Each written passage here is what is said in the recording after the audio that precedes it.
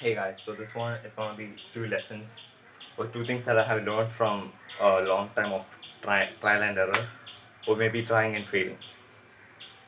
So the one thing that I have learned is two things that I have learned by now is patience and gratitude.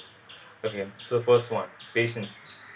So this lesson is learned by because when I'm trying to do some things, I should be more patient.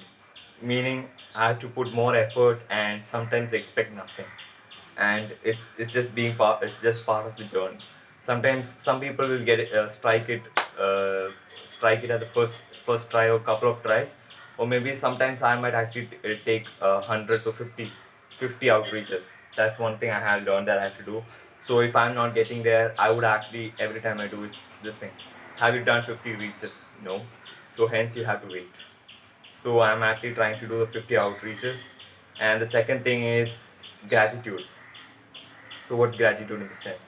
Gratitude is like, see, if I'm actually, I remember very clearly how desperate or how much difference just being getting successful in experiment that you're trying to do, or being successful in the goal you have put and not having that, or just being stagnant. So I know what's the difference. So that would actually make me gratitude, and actually learn that there are some things that I can do, and there are some people who don't even have the same facilities or same resources I do, and I have to make sure that I use that also. That's not something else. It's just a journey, man. As end of the day, I see it as a journey, and actually, it's a learning experience.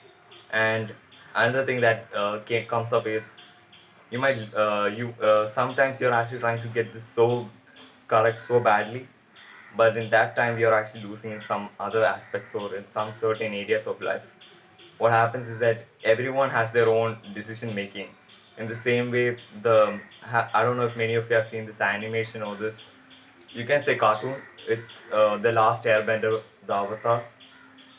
So in that one, I forgot his name. So the protagonist is actually facing a situation where he has to either kill the person who is actually supposed to defeat, or an obstacle he has to remove from this world.